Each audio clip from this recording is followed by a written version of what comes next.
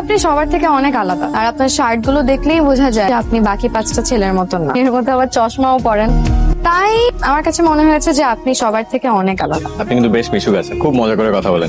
না না, আমি একদমই মিশুক না। আমি কিন্তু কোচিং সেন্টারে আর কোনো টিচারের সাথে কথা বলি না, শুধু আপনার সাথেই। কারণ আপনি যখন ক্লাস থেকে বের হতেন আমি তখন ক্লাসে ঢুকতাম, তাই অন্যান্যদের থেকে আপনাকে বেশি নোটিস করা হয়েছে, এই আর কি।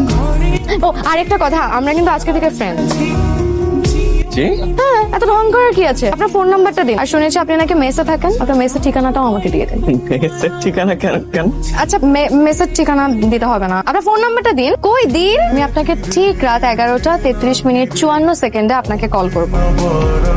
কে? কে মানে কি? আমি কে? মানে কি? আমি ভাবি। আর কোন ভাবি? থাপ্পড় খাবি কিন্তু। দরজাটা খোল। এখন না, 20 মিনিট পরে। কি শুরু হচ্ছে? তুই এক্ষুনি বের হ, জরুরি কাজ আছে, তোর ভাই ডাকে। ভাবি, আমার একটা জরুরি কাজ করতেছি। রায়হান, আরে তাড়াতাড়ি বের হ না, দোকানে যেতে হবে, কিছু ওষুধপত্র আনতে হবে, দোকান বন্ধ হয়ে যাবে তো। আর দোকান বন্ধ হইলে হবে? আমি দোকান খোলাবো, আমি সব নিয়ে আসবো।